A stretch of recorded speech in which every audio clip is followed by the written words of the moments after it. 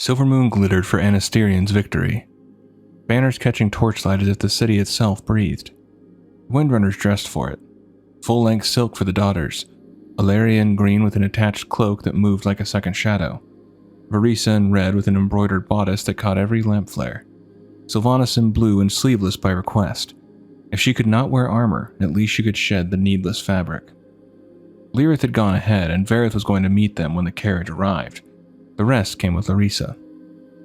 Wheels whispering over stone, music already rising from the estates ahead. In the carriage's warm hush, Verisa glanced up. "Is something wrong, Mother?" "No, my sweet girl," came gently, and the tenderness in the words jarred Sylvanas with an old memory. Her mother's arms wrapped around a giggling Lyrith. Years before duty hardened her voice. Larissa let the quiet sit, then sighed. "But I am a little sad. All of you are adults now, even you, even Lyrith. I still see you in my mind's eye as children, but you are such no longer." Verisa slid close, linking her arm and resting her head on silk. "That may be, but we are still here. We're not leaving you." Across from them, Ilaria turned to the window. Sylvanas caught her sister's profile in the reflection. Set, unreadable, and said nothing. The celebration spilled across avenues of columns and gardens, a tide of perfume and polished shoes. Lyrith, Larissa promised, would join them soon. First, the rounds. Their parents led the way as Sylvanas, Ilaria, and Verisa followed, shaking hands with the Magi in their cluster. Grand Magister Belovir of Selenar, flanked by Romoth and Darkon Drathir. Lorthamar liked Darkon, but Sylvanas' nape prickled under his gaze. She did not like how he looked at her, eyes glowing, perfect features in shadow beneath the sweeping brim of his hat. It was one thing to be found attractive, it was another to be regarded as a meal to be devoured. Romoth's chill courtesy she could endure. It was almost a relief by comparison. Somewhere nearby, the court artist performed. She hoped to greet them later. Most knew her chiefly as Lyrith's sister, which she found unexpectedly charming. For now, the current carried her past hopeful suitors and bright-eyed ladies angling for favor. Then into the tide of cousins upon cousins, every strain of Windrunner kin. Of all the faces beside the artist, only Priestess Liadrin warmed her, though even Liadrin's gentleness could rasp when Sylvanas' patience wore thin. Then, a hazard she would gladly have avoided, Lord Saltharil. She intercepted him with a sweet smile. "My lord."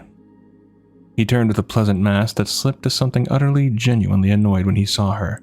"How pleasant to see you here," said Sylvanas. He dipped the barest nod and tried to pass. "Your pardon." She stepped half a pace with him. "Still throwing your famous parties?" She finished her wine. "I do hope so. We wouldn't know, of course, as Lyrith hasn't been performing at them for some time, and the rest of us have been extremely busy with court matters." A smooth voice arrived behind her, silk over steel. "And yet, somehow I have not encountered you. You have grown quite a bit since I last saw you, Lady Sylvanas." Saltharil colored, bowing low.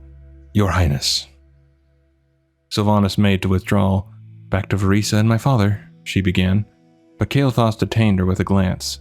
They drew a small orbit of quiet amid the crowd. "Your parents are truly remarkable individuals. While everyone knows about the Battle of the Seven Arrows, of course, few are as aware of the good your father has done the kingdom. Battling trolls is assuredly more noticeable than battling other politicians," she answered, smoothing the irritation from her tone at yet another mention of Larissa's legend. "Ah, but sometimes the battles in comfortable chambers over delicacies and beverages turn out to be the more important and long-lasting. Quel'Thalas is very blessed indeed to have both of your parents, and they have borne equally remarkable children. I am grateful to be able to borrow your brother as often as I have. He is quite popular at court. Our family appreciates your patronage. Lyrith is very good at what he does." "Your father tells me you are a budding diplomat." She laughed, honest and unguarded. "My father, I fear, lives in hope. I am not diplomatic at all." "You may yet flower into statecraft. I would imagine it requires skills similar to hunting, timing, preparation, patience." Her smile sharpened despite herself. "Laying traps? Killing cleanly? Skinning?" She held the beat. His discomfort tugged at the corners of his mouth. "You are a most unusual woman, even for a Windrunner," he said gamely. "I will take that as a compliment, Your Highness, but I really must be getting back." She curtsied and turned, straight into a swell of people pressing closer to their prince. A jostle, a shift of weight, the cup tipped. Red fanned across crimson silk. "Your Highness, I'm so sorry." The apology leapt out first. The quip that followed came out faster than her brain could process. "At least it matches the color of your robe." A startled chuckle from the prince. The crowd followed suit, laughter ringing lightly off stone. She edged away, but Saltharill's voice rose over the mirth. "Oh, my prince, how clumsy that Windrunner girl is. I swear, Lord Vareth just lets his children run around like wild beasts." Heat crawled up her neck. Time to vanish. She cut through the dancers in search of family and paused. Farisa and Vareth were already on the floor, moving with easy grace. Sylvanas' mouth softened. The two true diplomats of the family, both white-haired and kind-eyed. She would have left them, but the glint of Farstrider pins drew her toward familiar company. Lorthamar's voice met her halfway. "I could not help but hear the latest gossip. I discounted utterly." "Oh, do tell," she said wry. "It seems that the nobles will be gathered for a royal wedding soon. None other than the union of two great houses will do for the gossips. It seems our prince has set his sights on Lady Sylvanas Windrunner." "What?" burst out of her before sense returned. Lower, "That's ridiculous." "I don't know. Queen Sylvanas has a nice ring to it," Lorthamar deadpanned. "And we know how much you love formal events, meaningless chit-chat and—" someone began. "Please," Sylvanas groaned. Then the words spilled faster than wisdom. "He is nice enough, I suppose, and he has certainly been very good to our family, especially Lyrith. I'll always be grateful for that, but I cannot think of a worse fate than being married to a prince. Leave my forest for stilted conversation over punch? Become an accessory worn on the royal arm rather than pinned to the royal chest? Completely change who I am? Dress in gaudy formal robes to match his? Be paraded out to perform like a trained animal at stupid parties like—" Silence gathered behind her. She didn't need to turn to feel the paleness in her companions' faces. Oh no. "Fortunately for the both of us, Lady Sylvanas, I pay little attention to gossip. Rest assured, I cannot imagine this fantastical event either. Since you are clearly not having a pleasant time at this stupid party, please do feel free to excuse yourself. You've done quite enough for the crown this evening." Her cheeks burned. She dipped a curtsy and angled for the exit, but a gentle hand caught her sleeve, the prince's voice, low enough for her alone. "Had I asked for your hand, the last thing I would wish would be to change who you are." Then he was gone, swallowed by the crowd. She stood a heartbeat longer, the room's sweetness gone flat on her tongue. Friends wearing the awkward sympathy that stings worse than scorn. It was not the prince she disdained, truth be told. She barely knew him. It was the court's falseness, the performances, the pressure, the pretty lies. There was nothing to say that would untie the knot. She found her breath, dipped her head. "Excuse me." And she left. By the time she reached the spire, the music and lilac of the celebration had burned off like mist. Sylvanas stripped out of silk and into herself again. Tunic, shirt, leather, weight she trusted. Twilight found her on the range with Cyndia and Leanna. Arrows whispering through the cool air, Fletching brushing her cheek in a rhythm that steadied the day. She stayed until the targets were only pale moons and her shoulders hummed, then turned for home. Lyrith was waiting. Pacing in the front of the spire, back and forth across the stones, she called to him. He looked up, and something in his face made her break into a run. "What is wrong, my little lord son?" she asked. His eyes narrowed. "Don't. Not right now." Confusion pulled at her. What had happened? He laughed, and even his anger had music in it. "Of course, you have always been so focused on yourself, on your needs and wants and whims. You don't even know, do you? If I did, I wouldn't be asking.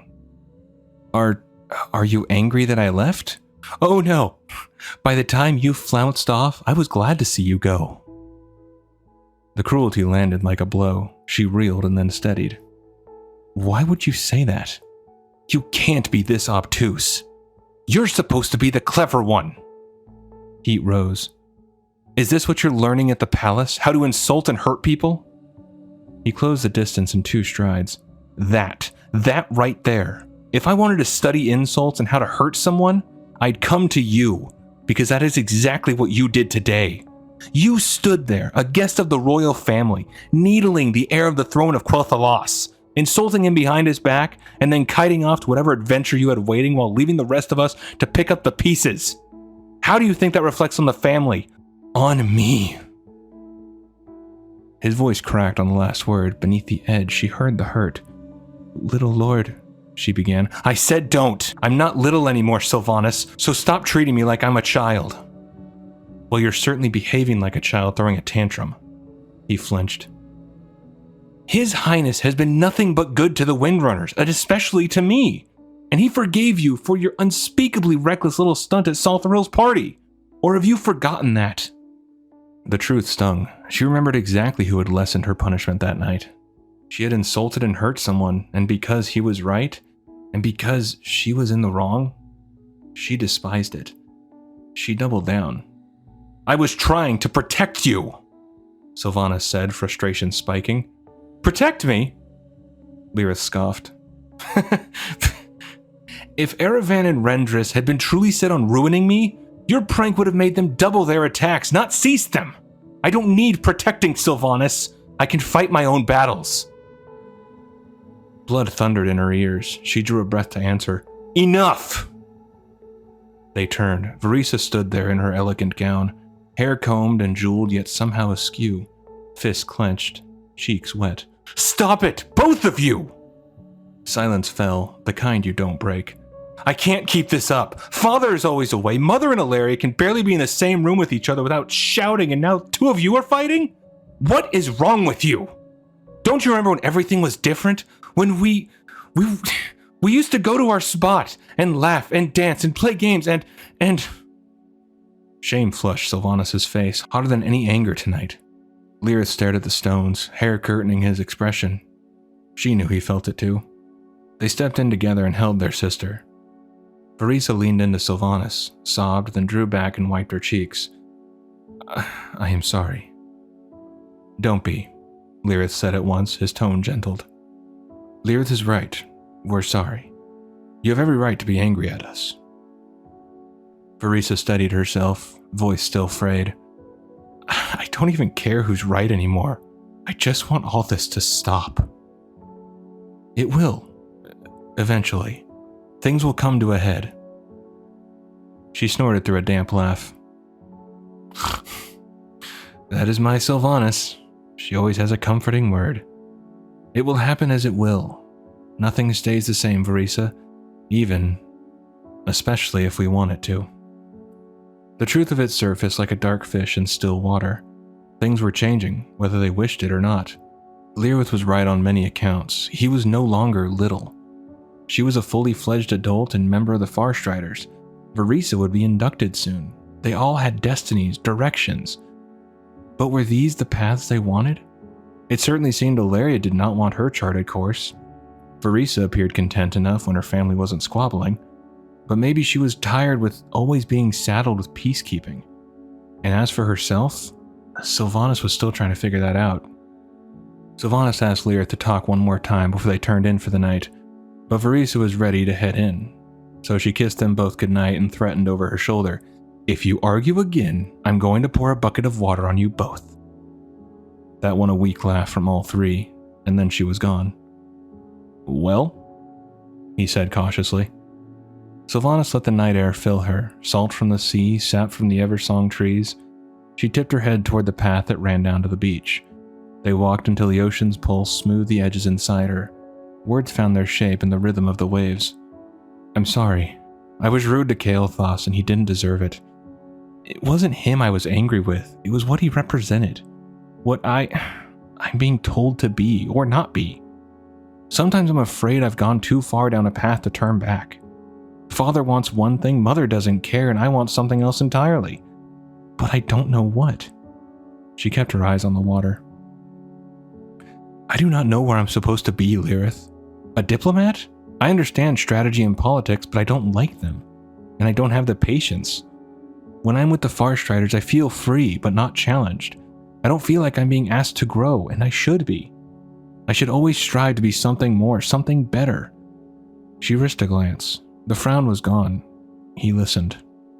I don't know what's going to happen with Ilaria and Mother. Verisa is worn thin trying to keep the peace among us all.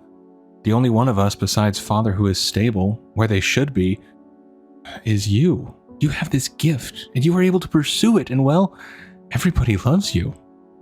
Her smile flickered through the sadness. Me most of all. And you know exactly what you want to do, and exactly where you want to be. His face clouded. He looked out over the moonlit water. That is not true at all. What? She almost gasped. Everything she had assumed to be true about the world centered on the fact that Lyrith, at least her beloved little lord son, was going to be safe and loved, even if everyone and everything around him spun out of control. He shifted, uncertain. I love performing and music, and I do feel happy when I can sing and entertain people. Do you remember our conversation after the disaster at Saltharil's? It was a disaster, and I do. I had thought you had forgotten about that, Sylvanas said. How could I possibly forget when nearly everyone in my family is a Farstrider? He replied. He spoke softly, calmly, sorrow under the quiet. Father's work is important to the kingdom as well. I just dance and sing pretty songs. Sylvanas almost wept at the self-contempt in his voice. She took his hands in both of hers, remembering how she had been galvanized at once by the little bundle with pink cheeks and blue eyes. She thought of tiny fingers reaching out, grasping a lock of her hair, wondering at the newness of the world. Saw in her mind's eye those same hands, fingertips bloody from practicing, from a determination to excel. She lifted her gaze to his. We both honor life, little brother. I'm trying to protect people so you can help them find joy. I may keep them alive, but you give them reasons to live. And knowing that gives me a reason to stay strong, because I'm fighting for something. He pulled her into a fierce embrace, words muffled against her shoulders, saying that they had never fought like that and he hated it. She hated it too, and held on as if an embrace could be armor. When he was an infant, his cries had torn at her. Now, any hurt did. That hadn't changed. Let me be the one at the edge of danger, the one in the woods, the one with the sweat and blood and stenches and pain. Let him be the one safe beside the fire, where the only concern is which song to sing, Sylvanas thought. They stepped apart with the same small, tired smile. The tide breathed in, breathed out. It was late. Together they turned back toward the spire and headed home. Dawn came thin and cold, the kind that clears the mind better than sleep. Sylvanas slipped out before the sun breached the horizon, the spire still hushed behind her. Silk had no place in morning like this. She moved through the gold-leafed boughs in leather and linen, springing from branch to branch, light as the red squirrels, testing each perch before the next leap. She set leaves for marks, knotted bark for centers, and sent shafts whispering through the air.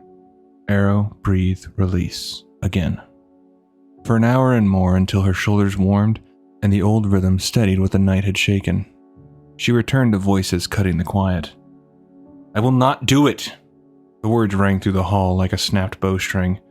Sylvanas eased closer along the corridor's edge. You do not dare to refuse this, Ilaria. It is a solemn duty and I will not allow it.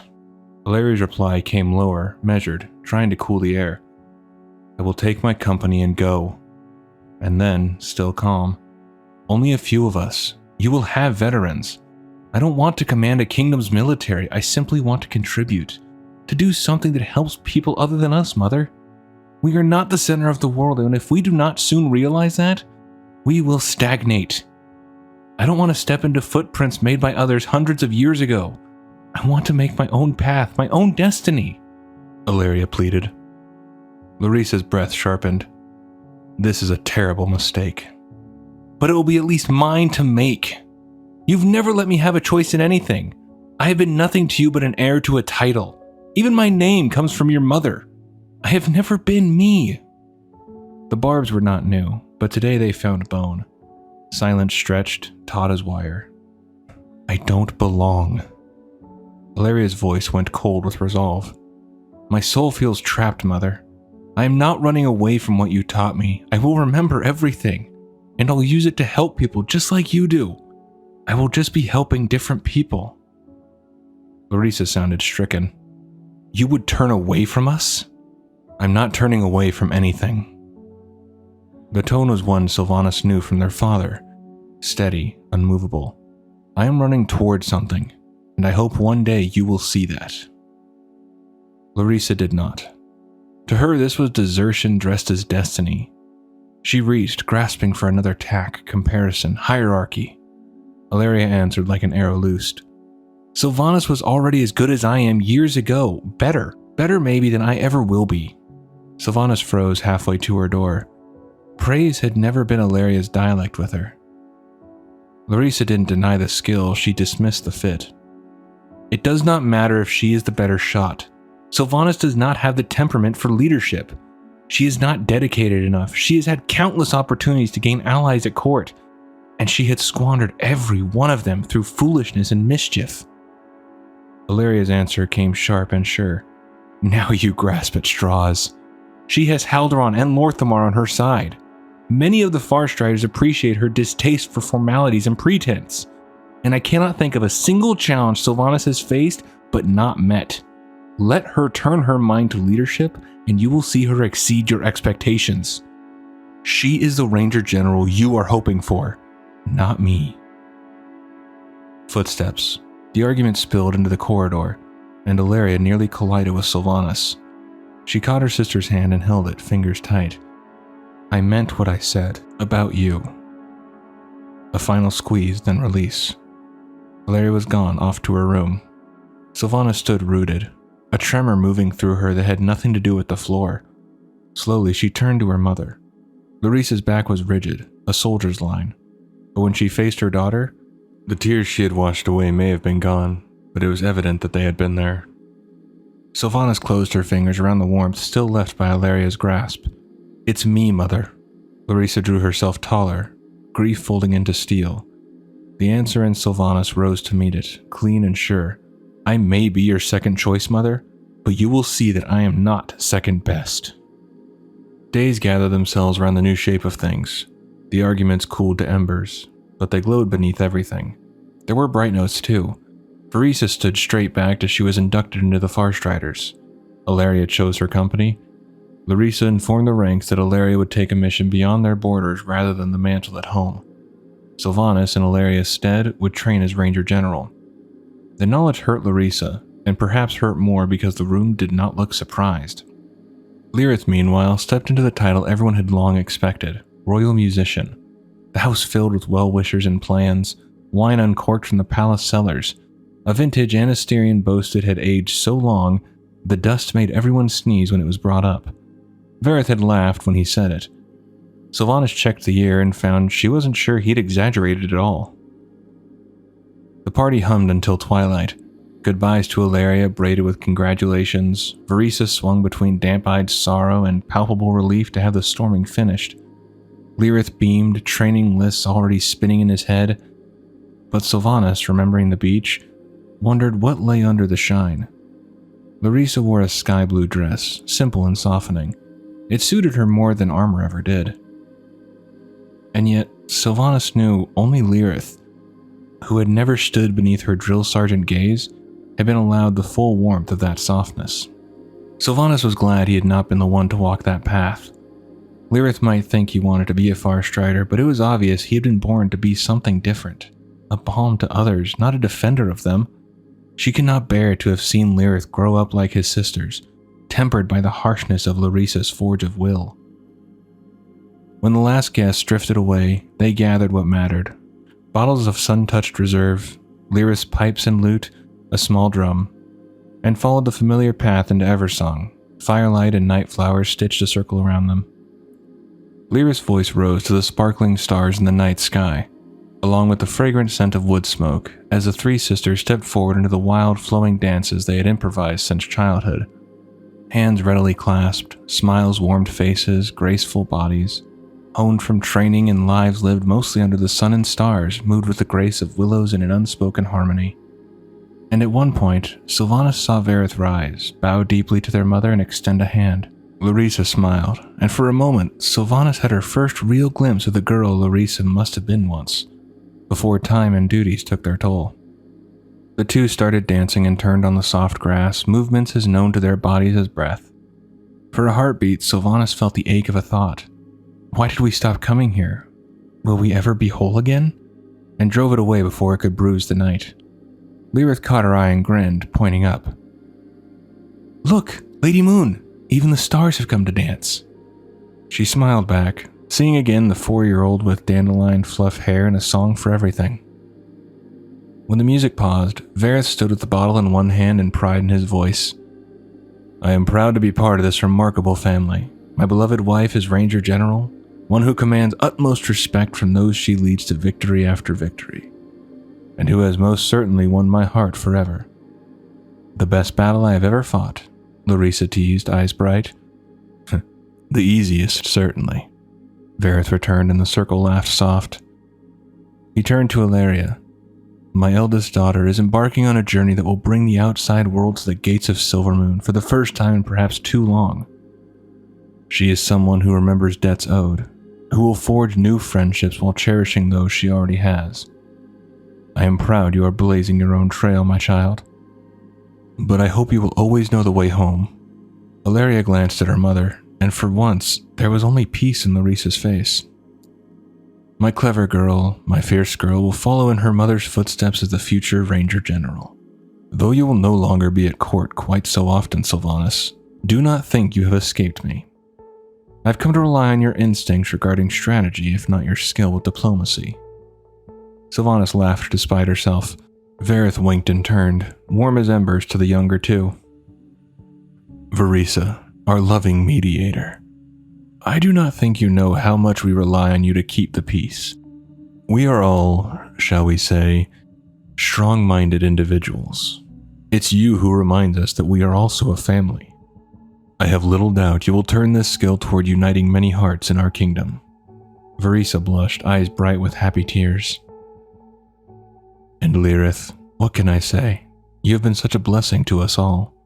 Not only was our home, and now the most honored and exclusive places in Quel'Thalas, uplifted daily by your music, but your spirit is as pure as your voice. True beauty cannot be purchased at the bazaar. It springs forth without fanfare in nature, and comes from those rare few who can grasp something the rest of us cannot. And it is they who bring it forth into the world. You are the youngest ever to be given the rank of royal musician. I cannot wait to see where your skill and kind heart take you as the years unfold. Lyrith swallowed and managed, Thank you, Father. I hope I make you proud. They drank, and Larissa lifted her own cup. No one in my family, including me, cares much for formal garb, or lavish parties or jewelry, and I know that we have had our share of disagreements. Sylvanas' heart stuttered, Not tonight, please. But Larissa's voice gentled. But there was a moment, in the not-too-distant past, when I was happy for all of it, for formal gowns which meant we were at peace and could savor foolishness, for my family who were all together, and especially for my children, who looked so beautiful on that night. I remember the gowns my girls wore, the formal robes chosen by my son as he performed before the royal court. So your father and I commissioned something, so that Ilaria always will remember that night, and her family. Vareth passed her a small pouch. She drew out a necklace, a chain with 3 stones that caught the fire. Ruby, sapphire, and emerald. 3 gems for my daughters, and for my son, her smile trembled. The artful chain that holds them together. I give you this, Ilaria, to remind you of your family even when your heart takes you far from us. Ilaria's answer was soft as ashfall. I will always remember you, no matter how distantly I might travel. The sweetness teetered toward solemn, and Lyrith, knowing, rescued it by launching into a bawdy and hilarious tavern tune about a serving girl with 2 suitors, a hunter and a soldier, and everyone started laughing the minute they heard the first few notes. Even Larissa clapped the rhythm, calling the responses with the rest. Sylvanas drifted to the tree's edge with a goblet, Vareth ambling up beside her, the fire threw the family into bright fragments, hands linked, heads tipped back in laughter, feet finding old steps. It feels like more than Ilaria leaving. she said, quiet. Her gaze slipped to Lyrith. He used to be my little shadow, my little lord son. Now he plays for a king. Change is inevitable, my dear child. I know, but I'm not sure I'm ready for things to change. The world does not care what we want. It is up to us to change as well. The only other choice is to be left behind and forever bitter. He looked down at her fond. We're all feeling it, but you perhaps more than most. This night is the end of something. Tomorrow something else begins. He nodded toward the necklace, catching starlight hanging around Ilaria's neck. That's why I said what I said, why we gave Ilaria the necklace. We're old enough to know you must savor these moments because nothing lasts forever. And that is all right. Sylvanas huffed a laugh and tilted the goblet. It would be boring if everything stayed the same. Varys' answering chuckle was warm as coals. That's my girl. After Ilaria's departure, Larissa's mercy hardened to method. Patrol rosters came down like verdicts, and Sylvanas found her name slotted among trainees. Some friends blinked at the demotion, she didn't. What surprised her was that it had taken this long. With Ilaria refusing the mantle, she was no longer just another Farstrider, no matter how determined Larissa seemed to be about treating her as such. Lessons doubled as traps, praise was absent by design, and every misstep was meant to bruise. Sylvanas set her jaw and said nothing. She would not sound like a whining child.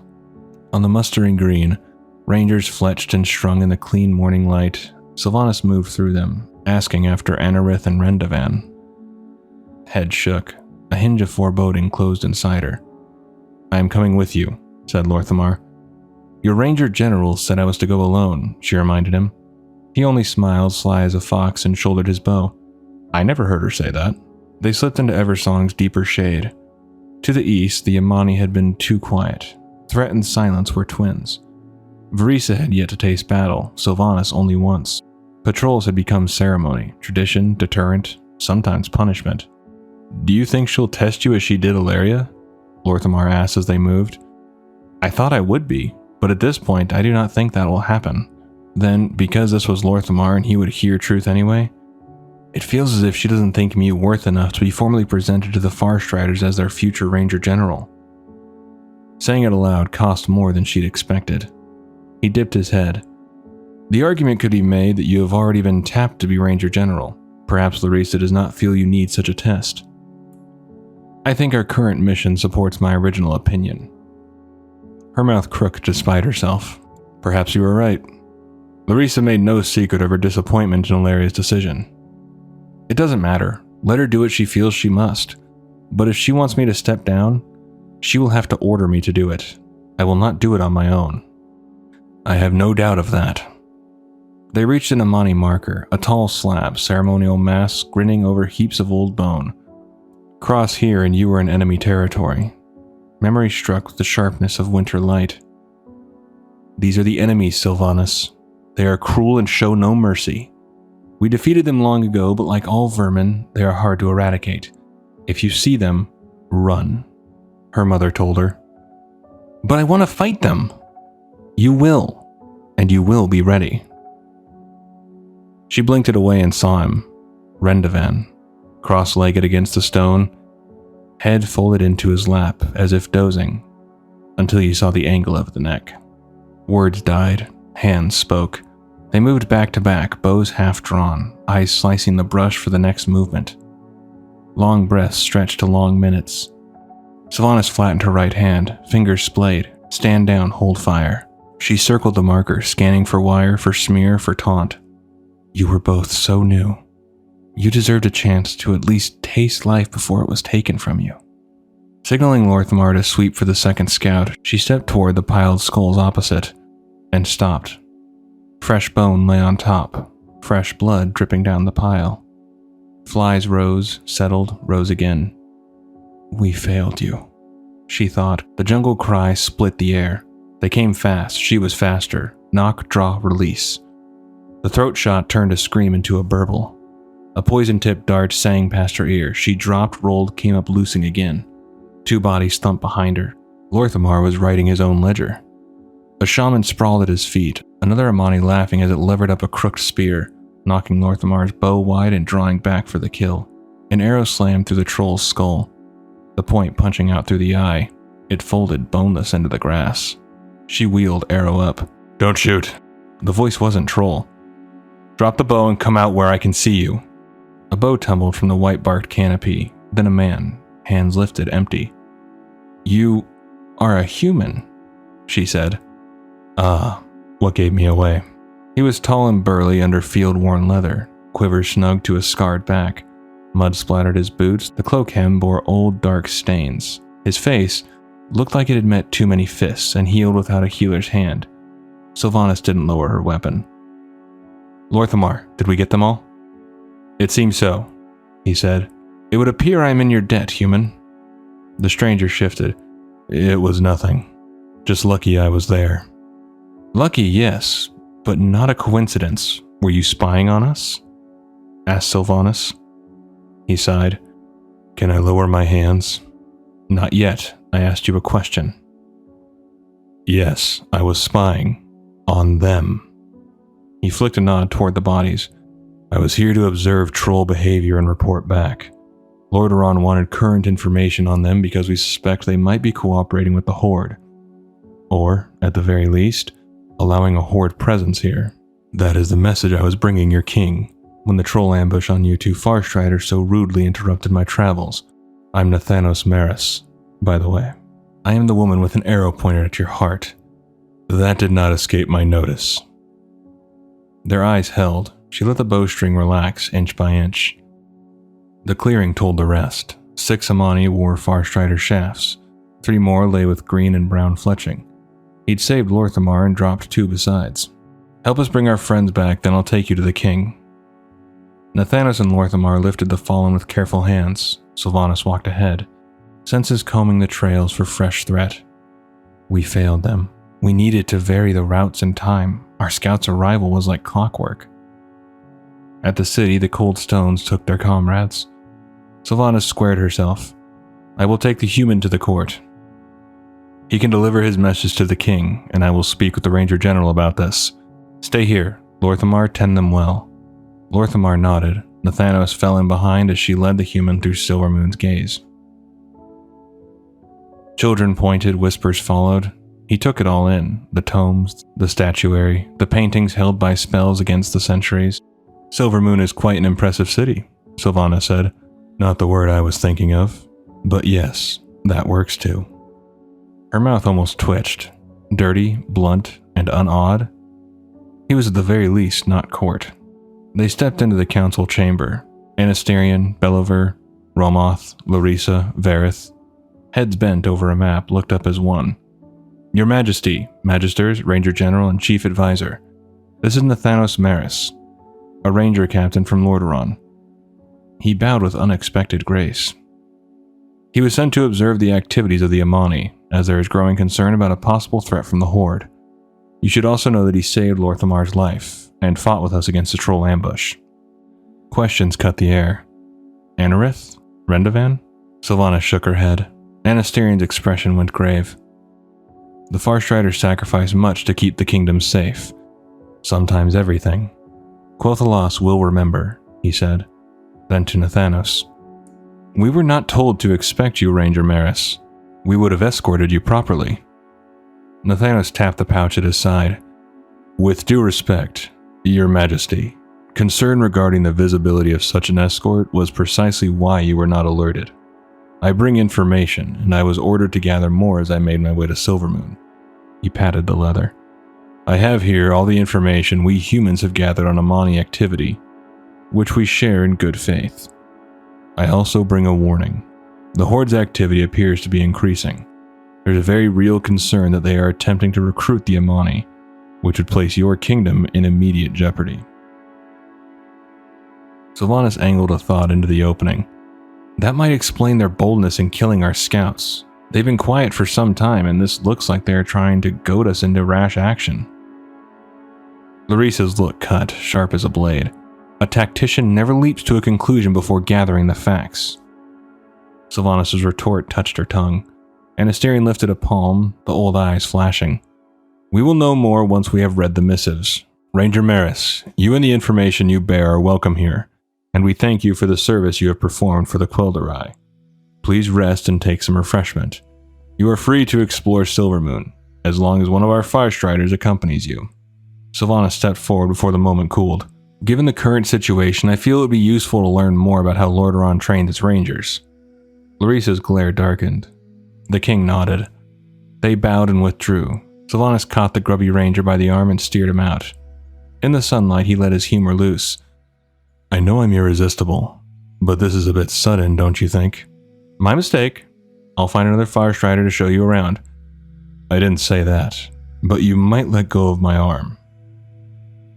Sylvanas realized she'd kept a fighter's grip since the chamber.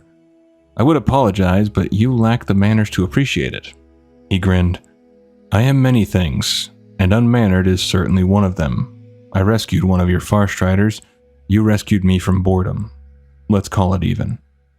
I'll find an inn and enjoy your no doubt excellent wine until I'm summoned. She arched a brow.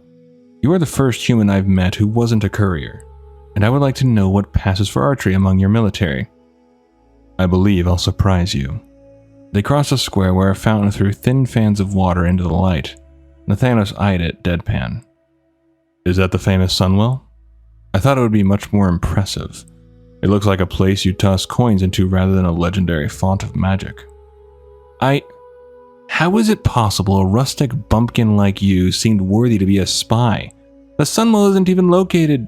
His eyes held a telltale twinkle. She huffed, smoothed it to exasperation.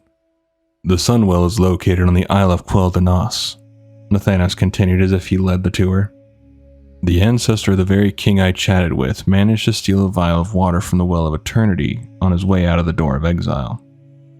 Funny how stealing something can make you king, if the item in question is good enough. And yet, look what it has done.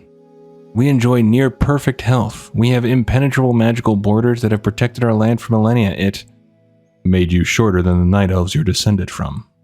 Sylvanas stopped in her tracks. She was annoyed, but much more amused, though she did not let him see that. Be silent or I will silence you myself. And how would you manage that? Her palm covered her mouth before he could finish. He lifted his hands in mock surrender and she let him go. At the range, the target stood like pale moons against the green. You may use my bow and quiver if you wish. He shook his head. No thanks. I know this one best. An archer should be able to shoot true with any bow or arrow, and the ones crafted in Quel'Thalas are exquisite. The prettiest bow and arrows with the most brightly colored feathers will not make a bad archer a good one. She tilted her head. Are you telling me you're a bad archer? You know, he began. It's said in Lordaeron that high elves are the finest archers in the world. Oh, we are. Elves were built for it. Light of step, great eyesight, reflexes that could dodge a flash of lightning. It is also said in Lordaeron that they are the most stuck-up, arrogant, self-centered, and vain people in the world. Both descriptions are true. Do you want to try our weapons? I already said no. I thought you elves would have exceptional hearing, what with your extremely long ears. She tucked her hair behind one of the offending points. Don't be jealous, I'm sure yours are fine for a human. He sighed. My tiny ears have heard you, my lady. I am ready to accept your challenge using my clumsy, badly strung bow and my pathetic arrows. She let the smile come. I'm pleased that you understand the situation so clearly, and caught the smile he tried to hide. They shot until the air smelled of resin and cord. Nathanos surprised her, tight groupings, a smooth draw. A calm that didn't break under distance. She returned in kind. Once her shaft split his, costing him an arrow and earning a glance that was half a scowl, half respect. The world narrowed to fletching, breath, and the soft thock of truth finding its mark. Between volleys he asked, Do your people need you back immediately? She looked downrange, then smiled without quite meaning to. If they do, they'll send for me. Some months later, Sylvanas ran for home, breath burning. Thoughts arrow fast. If she moved quickly enough, maybe she could outrun the mistake. At the ramp, she nearly collided with her sister. Panting, she managed, Verisa, has Lyrith arrived yet? Verisa's look was cool enough to frost glass. Yes, he was here. The four of us enjoyed a lovely meal to celebrate. I made him a leather scroll case to carry his songs in. Sylvanas cursed herself silently. Did he say anything? Where he might be going? No. Nothing offered, nothing softened. How could she have forgotten her brother's name day, his day, when the first sight of him was etched into her soul? She sprinted to the stables, flung a saddle on a dragonhawk, and rose over Eversong's gilded canopy toward Silvermoon. Each beat of the creature's wings churned her guilt. There were reasons, duties, threats, 10,000 distractions. But they thinned to excuses at that height. On the days that should have been Lyris alone, something always stole the stage. In the artist's quarter, she heard him before she saw him. A flute, soft and solitary, the melody a clean wound.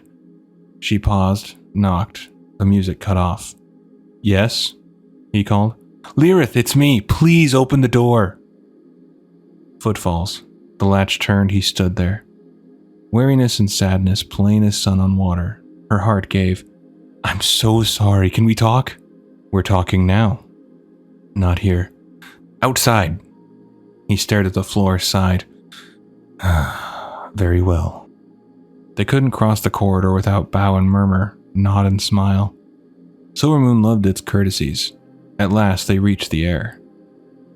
For a moment he seemed unrecognizable to her. Lips pressed thin in anger, a frown creasing his forehead, hair a cascade of liquid gold. Who was this stranger? Where was her brother? The laughing child, the gentle boy? It burst out of her. Your hair is so long. What? I just hadn't noticed. His temper broke its banks. You haven't noticed because you haven't seen me in well over a fortnight. The words cracked like a whip, snapping her into the present. He pressed on, relentless. You live at home. I live here. You are all welcome to come visit me. Used to visit me often, but you've stopped, Sylvanas. Even on my name day, and I know exactly why. Shame stung.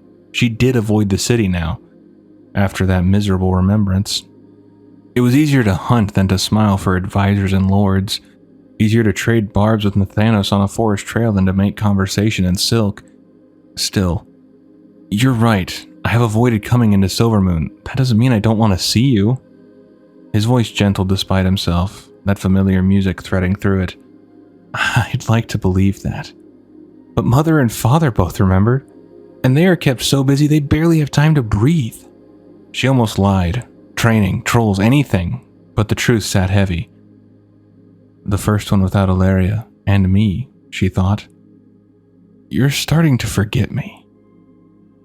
No, I could never forget you, Lyrith. He spread his arms helpless, attempted a smile that didn't hold. Yet here we are. You've left me behind, Sylvanas. You've all left me behind. I barely see you. Verisa?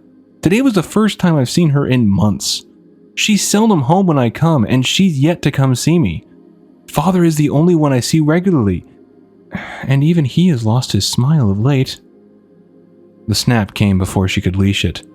I'm a Farstrider. Do you think I would not have to devote time to the dangers that threaten our people? And don't you understand how hard Mother is on me? You know how hard she drove our sister, and trust me, baby brother, whatever she gave Ilaria, she has doubled with me. Because I'm not the one she wanted. She resents that I am here and Ilaria is not, Sylvanas thought to herself. He didn't let it pass. Don't blame Mother for your choices. The cold of it cut, clean and deep. Oh, for Verisa's calming voice.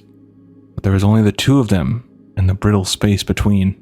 There was only she and Lyrith, whom she loved more than anything in the world, and this anger and defensiveness between them.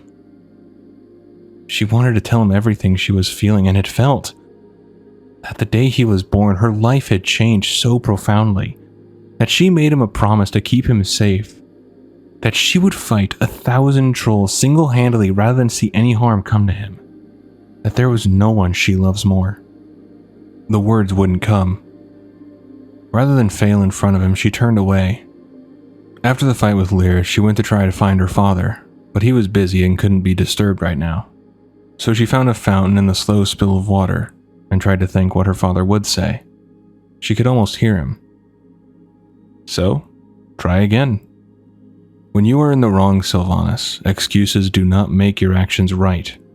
They make them understandable, and perhaps forgivable if they are true. And then gentler. Sometimes, my daughter, it is better to be kind than right. Not just because it itself is the decent thing to do, but because one day you may be grateful for some kindness from others in return. Yes, the quarrel had been foolish. Everyone was busy, and yet everyone had made time for Lyrith except her. She would give him space and then try again.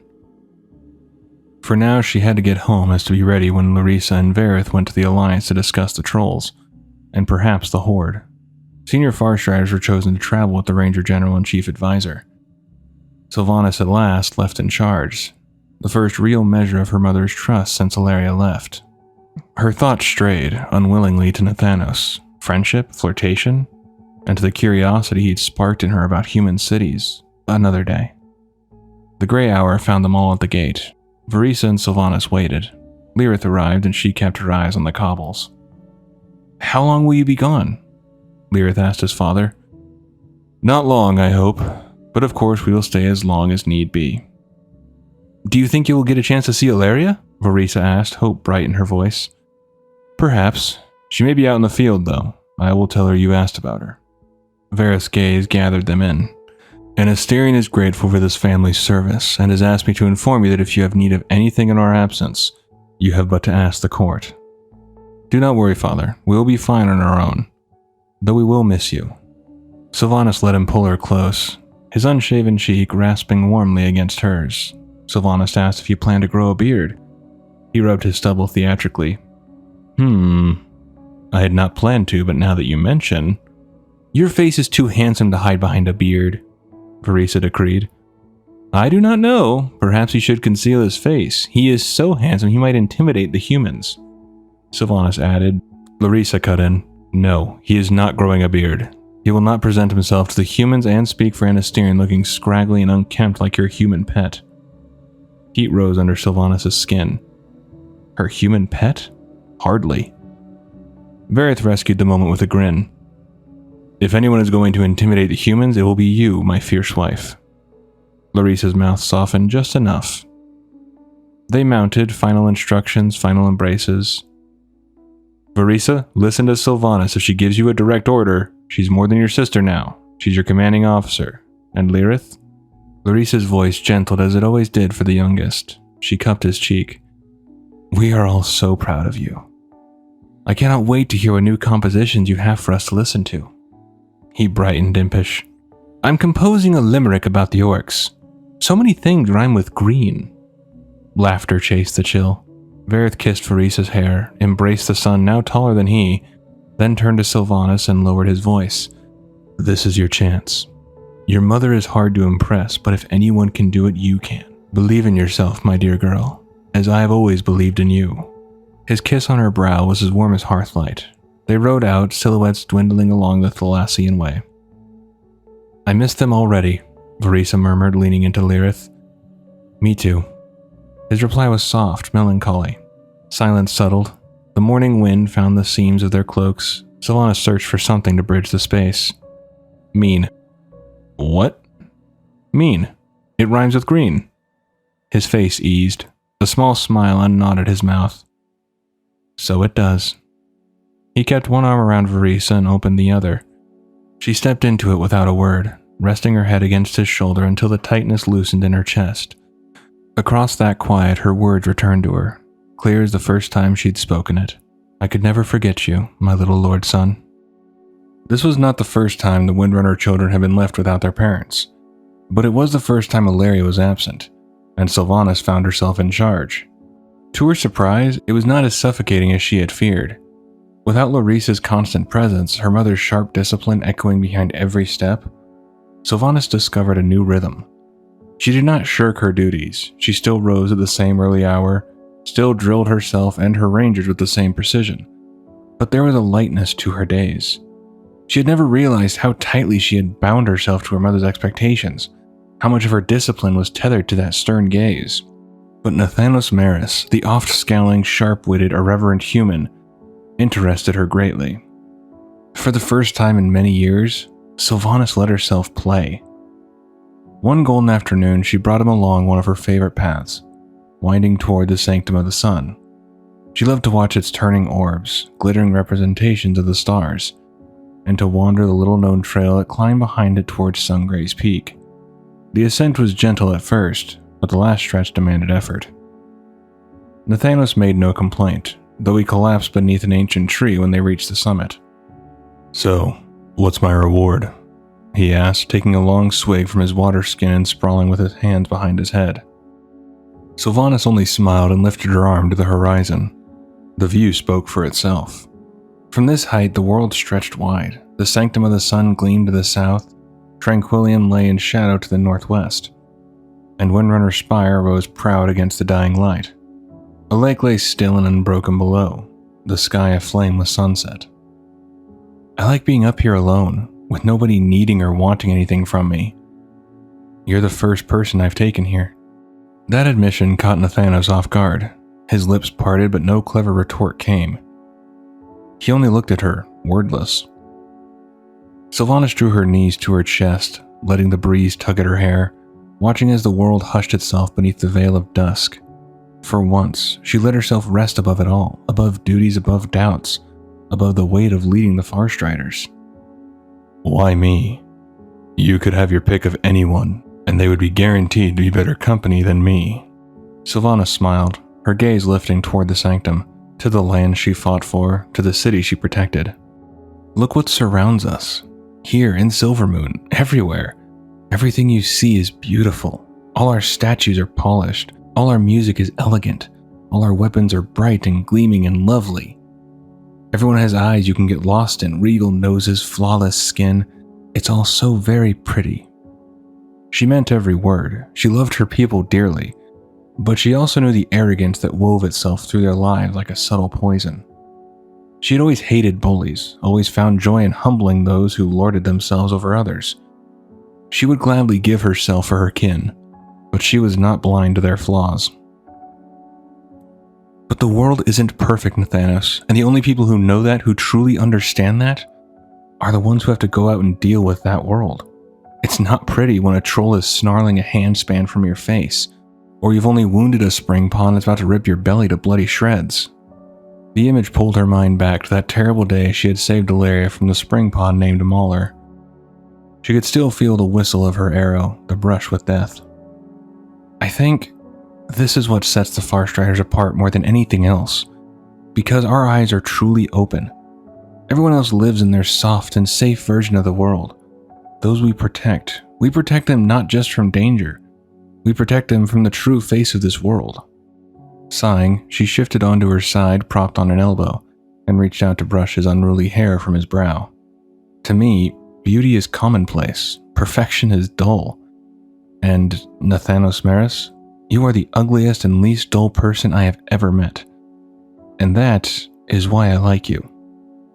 Her face hovered close to his, her voice low. Nathanos' rough hands cupped her cheek. Her heart thudded wildly beneath his touch.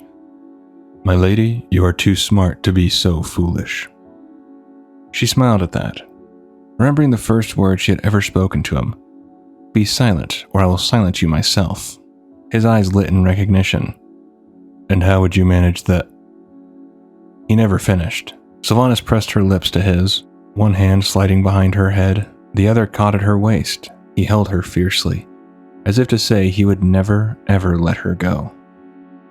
Sometime later, Sylvanas and Verisa were at the retreat, crouched over a freshly skinned bear pelt. Blood spattered the grass around them, the smell of iron sharp in the air. They worked in silence, their hands steady when the beat of hooves broke the stillness.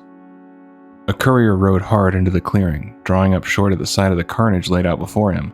His eyes widened, but he remembered his task and blurted, "Lady Verisa, Lady Sylvanas, you are ordered to report to His Majesty the King at once." The sisters shared a quick glance, confusion flickering across their faces. "Something you did?" Verisa asked. Her voice was not accusing, simply practical. Given Sylvanas' history, it was a fair question. Sylvanas only shook her head, calm in her denial. Oddly enough, no. She was called to court from time to time, but something about this summons felt different. Urgent, heavy. In her gut, she already knew what it meant, though she would not let herself name it. Turning back to the courier, she asked, "Is this a Farstrider matter? I regret that I have not been informed about the reason for the summons, only that I am to bring the two of you as quickly as possible." The sisters obeyed. They arrived at the palace and were ushered into the waiting room. Neither took the seats offered. Verisa leaned against the wall, fidgeting with the dagger at her hip as though she could cut straight through the mystery if given the chance. Sylvanas could not be still. She paced the length of the chamber, mind racing through possibilities, though every path led her back to the same dreadful conclusion. A terrible feeling settled deep in her stomach. At last, the doors opened. King Anasterion entered, his presence as commanding as ever. But the Windrunner sisters' eyes were not on him. They were fixed on the figure who walked at his side. Lyrith. In that instant, Sylvanas knew. It was not a Farstrider matter. It was a family matter. "It can't be that, it's something else," she begged silently, clinging to the last shred of denial. The king gestured for them all to sit. Sylvanas obeyed stiffly, every muscle tense. She wanted to bolt from the chamber to avoid the words she knew were coming. "I have received a report," Anasterion began. His voice was solemn, heavy with shared grief. "Know that my own heart is heavy with grief, that I must inform you that your parents and all who accompanied them are dead." The words did not surprise her. She had known deep down what this summons meant, but still they shattered her.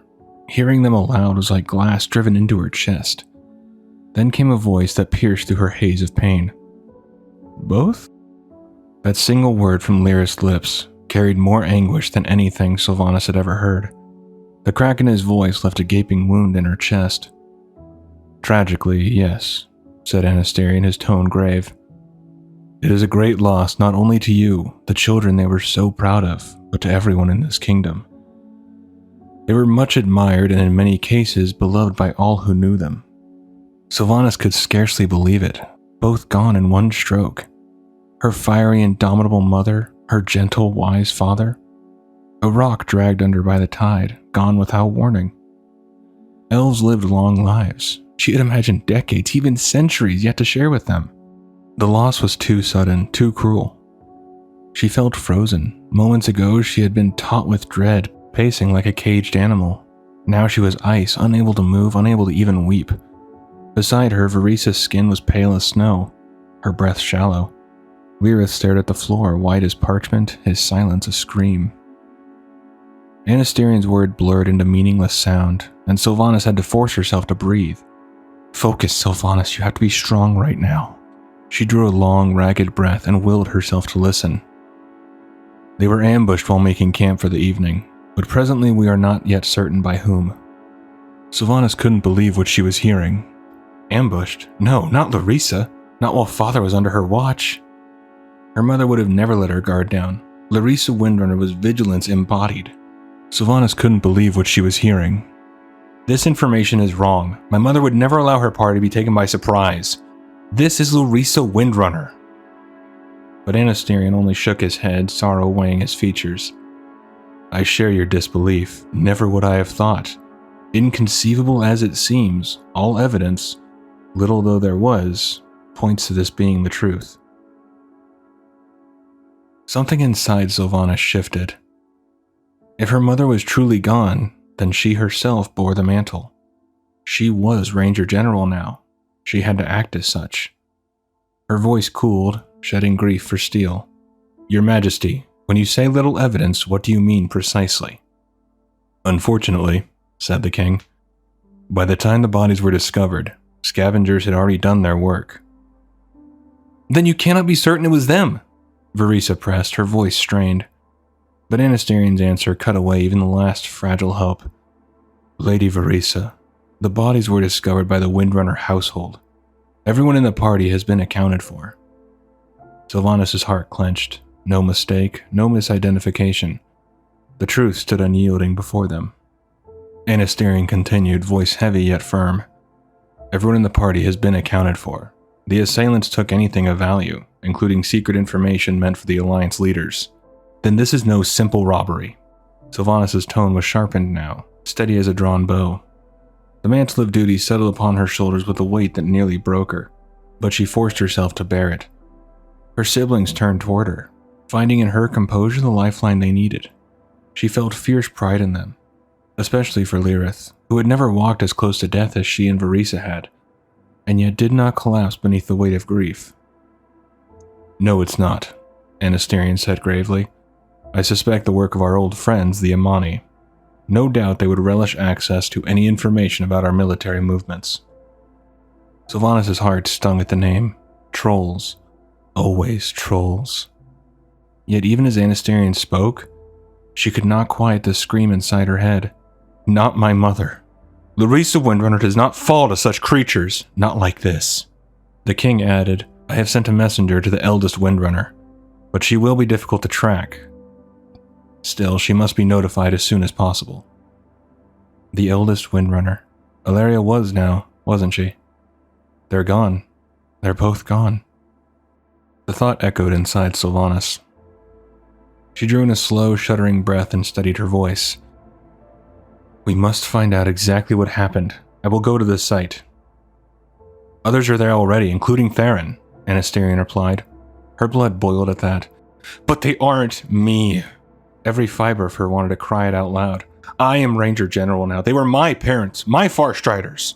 No one will search as I would. No one will bleed for the truth as I will." Anasterion's eyes lingered on her, measuring her. At last he said, "Lorthamar has assured me that he will scour the area. He will be relentless and exhaustive in his investigation. Once that is done, their remains will be brought home with all the reverence they are due. I understand your desire for their deaths to have been due to something strange and unfamiliar, a great threat like the Dark Horde, not at the hands of simple trolls. But when we have had enemies at our door for millennia, it is not difficult to know who to blame. Let others handle this particularly cruel aspect of the tragedy now. Much of leadership is understanding when to delegate. Larissa and Vareth Windrunner will be brought home as soon as possible, with every care and respect given to them. You know this." She did know it, and yet she also knew she could not remain idle in Silvermoon, stewing in grief until it hollowed her out. Duty and blood both called her. "I will not shy away from my first duty as Ranger General, to discover who slew 2 vital court members and several Farstriders in such a cowardly fashion. My king, I ask you, please, let me lead this investigation. We 3 are Windrunners, and we will not shirk our duties, not even the painful ones."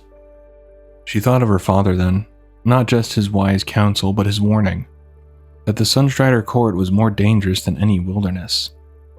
Wild animals were driven by simple things, hunger or dominance, trolls by hatred, pure and simple. The predators in the Sunstrider court were far worse. Greed, ego, fear, and pride drove them, and those were hungers that could never be sated. If she faltered now, if she showed weakness, the jackals would close in. Anasterion considered her for a long moment, then said, "Against my better judgment, I will grant your request. The crown appreciates your devotion, but take care, Ranger General, that your desire for justice does not blind you to what truths you uncover." He rose and the Windrunner children followed. "Once again, I am truly sorry for your loss. Ranger General, you will depart on the morrow." "My liege, with your permission, I will depart within the hour." "Sister, it can wait," Verisa said softly, pleading with her eyes. "No. Justice? Punishment cannot wait, sister." It was plain Anasterion disapproved, but he inclined his head nonetheless. "As you wish. Make your farewells here then, and meet me in the council chamber when you are ready. You will be given a full debriefing. Take your time." The door closed, leaving only the 3 siblings. Verisa's face crumpled at last. Lyrith blinked as if waking from a dream, and then his voice broke with raw desperation. "Lady Moon, don't leave. Not yet. Please." It was the first time he had begged for anything. Sylvanas' heart cracked anew. "You know I must," she said, voice tight with restrained grief. She wanted nothing more than to gather them both into her arms, to weep as a sister, not stand as a general. But she could not. We are Windrunners. We endure. Verisa, ever the peacekeeper, touched his arm. "We know. People will look to us as an example. They will be frightened and worried. We must comfort them by being strong." Sylvanas loved her fiercely in that moment. "I know. I'm just not ready to be alone yet," Lyrith whispered. "You won't be. Verisa said quickly, giving him the embrace Sylvanas could not. But duty pressed forward. Sylvanas' voice was steady when she said, Verisa, most of the other high-ranking Farstriders were with our parents. The rest are likely at the murder site investigating.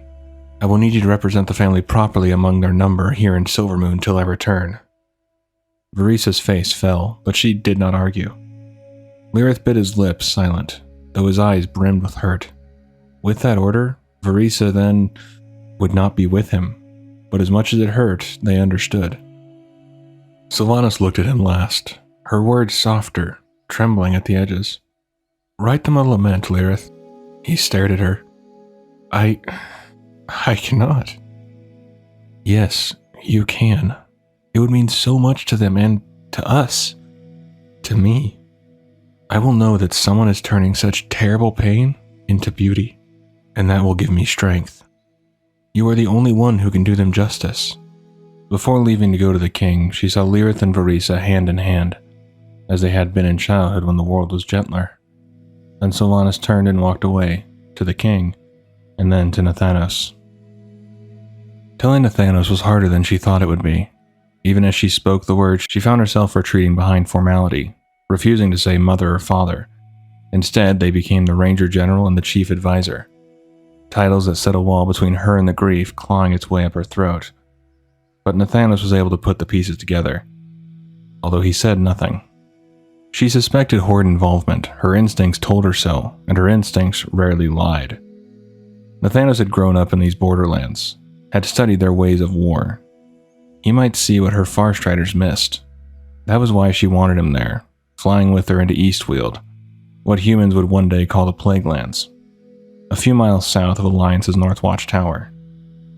2 Dragonhawks cut through the gray sky. Sylvanas' mind whirled faster than their wing beats, thoughts crashing over one another, 1,000 possibilities, questions, and strategies. She forced herself to sift through them, pushing some to the back of her mind, clinging to what she could act upon now. Duty, always duty. It was the body she saw first, covered in cloth, laid out in the grass like fallen effigies. A part of her longed to turn away, but she knew the truth. If she wanted the full picture, she would have to look. Farstriders moved about the site, grim and familiar. Lorthamar, steady as stone, Haldoran, quiet and watchful, and hunters from the Quelithian Lodge led by the formidable Ranger Lord Renthar Hawkspear. A stranger was there as well, lean and stiff, dressed in royal clothing. He did not belong to the Fellowship of Grief or the work of the Hunt. He was the king's eyes. She remembered Anastarian's anxiousness at her insistence to investigate. Compassion, yes, but there had been something else too. Hesitation? Perhaps mistrust. The envoy's presence was the proof. Landing, she did not so much as glance at him. He is here to observe, not to help. Let him observe. Report. Assume I've been told nothing. What are your thoughts? She said curtly to Lorthamar. But his eyes slid, however briefly, toward Nathanos. Sylvanas cut him off sharply. The Eastweald is his home, and if this is Horde activity, he would know that better than us. Lorthamar inclined his head, then relayed the findings. 2 days ago, one of the white horses ridden by Larissa and Vareth had shown up at the spire. It was unharmed but agitated, and the household feared the worst. And they had been correct. Because scavengers had fed on the corpses, it was not easy to ascertain time of death. But the Farstriders were used to even the subtlest clues of decay and placed the time at no more than a week, probably only 3 or 4 days. She followed as he led her across the scene. Markers dotted the earth, bloodstains, disturbed soil, broken shafts of wood, silent witnesses to violence. She spoke as she surveyed them. The Mossflayer numbers are not what they once were. Such an audacious attack is more likely to have come from the Amani. But why would they travel so far from Quel'Thalas? Renthar Hawkspear answered, his voice as solid as the cut of his frame, taller than most, muscled and sharp-featured, his black hair drawn into a warrior's knot. He commanded the space easily as he had always done. Ranger General, I wish you were here on other business. So do we all, she replied grimly. Renthar continued, and yes, but the prize practically walked right past them as the group headed toward the gate. It would be terrible strategy to follow an attack so far away.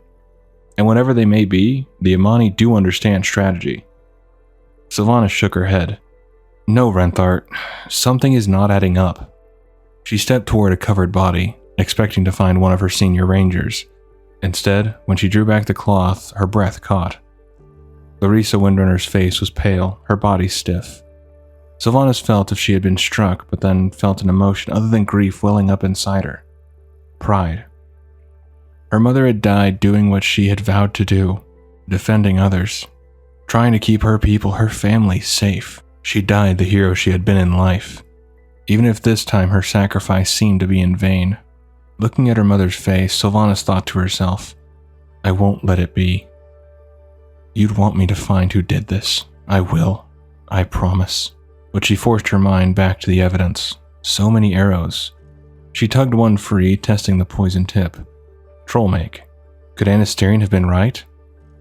And then she saw it. 2 wounds where arrows had been pulled out, not cut, deliberately removed. The Ranger General would never simply pull out an arrow, certainly not in the heat of battle. Someone wanted their arrows back. Arrows could be retrieved, yes, but only when time allowed. Not here, not now. Why some and not all? Lorthamar's face darkened. Because they only wanted us to notice some, but not the others. Haldoran joined them, his silence saying more than words. All 3 and Nathanos too understood the implication. They just needed proof. Sylvanas bent low beside Larissa once more. Thank you, Mother. I will find them. I will protect our people from them. You may rest with ease. Your duty is done. Her gaze fell on the quiver pinned beneath the body. 3 arrows remained. She bit her lip, then drew them free, admiring the brown and gold fletching, the colors of the Windrunners and the Farstriders both. She slipped them into her own quiver. The legacy was hers now. She rose, voice hard again with command. Lorthamar and Haldoran would remain to search for signs, for weapon cuts too large to be trolls, for wounds made by unfamiliar steel. She and Nathanos would hunt southward, riding one dragonhawk together. As they scouted the Eastweald, the silence stretched taut between them until Nathanos broke it. I respect the Farstriders, but I do not think they looked past the immediate area for clues. After a time, Sylvanas answered, her voice low and edged. It was the Horde, wasn't it? I think so, yes.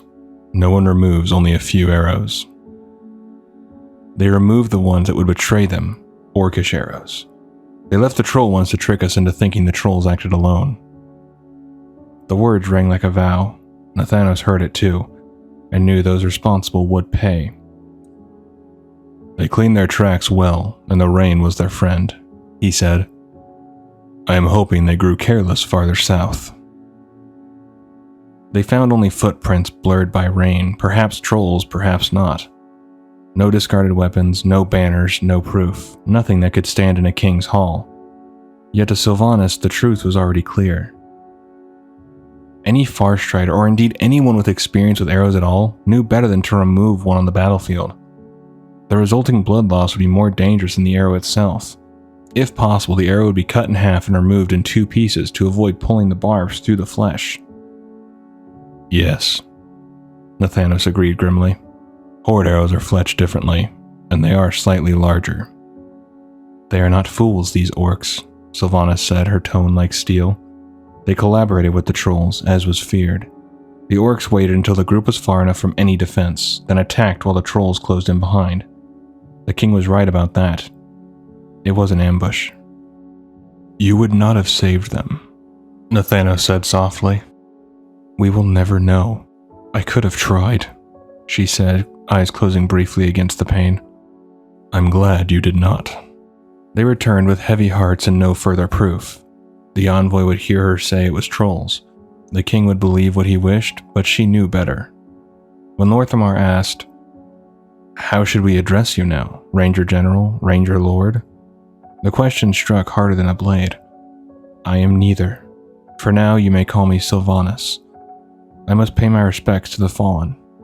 Then please arrange the bodies to be brought home with all due care, as they deserve. It shall be done, Haldoran said quietly. She walked among the dead, each covered form a reminder of how costly the battle had been. They were veterans, every one of them. It would have taken a tide of enemies to cut them down. She noted again the pulled arrows, the heavy wounds no troll could make. Enough to know the truth, never enough to prove it. At last she came to her father.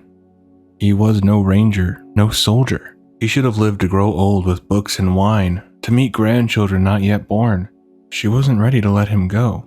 She would have lost not only her fiery, exacting, heroic mother, but her gentle, wise, humorous father, who was in his own way as strong as his wife.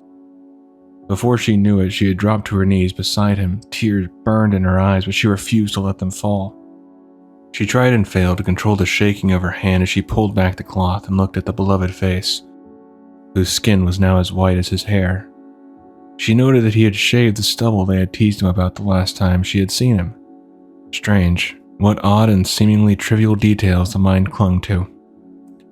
Her whisper trembled. "You always loved me, no matter what I did. Your punishments were reasoned and fair. And you taught me to think. Mother's duty to the crown always put her in danger. I never thought yours would. I will fight for both of you. For the Quel'Thalas you always loved." When she rose again, her grief was carved into something harder. "I will take word to the king myself, and I will stop by Windrunner's spire on the way to thank them and offer what comfort I can." At the spire she tried as best she could to comfort the household. At that moment, Talvis, the head horse groomer, came running. "My lady, 'tis a miracle!" Her heart jolted. Such words in this darkness? But he meant Arrowflight, Larissa's steed, safely home. And then another. "Nay, my lady. Her too, yes, but come see." In the stables a white horse waited, her father's Parley. Her joy faltered when she saw blood from his flank. "He will be fine," Talvis rushed to assure her. "No poison. The arrow's been removed with all care. We're cleaning the wound." She dug into her satchel, finding a pouch of wound wood to ease the stallion's pain. Slowly she approached, and Parley lowered his head to her hand, trembling easing as he recognized her touch. Somehow both steeds had found their way home, though their masters had not. As she stroked Parley's muzzle, memory rose, sharp and bright. Her father behind her on this very horse, his warmth against her back. The sun gilding the day. One more ride, one more laugh, one more moment. It's too much to ask. Nathanos' voice broke the spell. "Sylvanas." She turned and froze. He held an arrow in his hand. "Is it?" "Yes, it's a horde arrow." She could not contain her joy. She threw her arms around Parley's neck, pressing her cheek to his warmth as tears finally came. "Thank you, Father. You've given me one final gift. I will keep my promise." She would need courage to challenge the king. He could strip her command, silence her voice. But she had her proof. She had her purpose. Her cheek pressed against the stallion's neck. She could almost hear her father's voice one final time. "Believe in yourself, my dear girl, as I have always believed in you." Thank you for checking this out. I hope to see you in the next one. Please take care of yourself.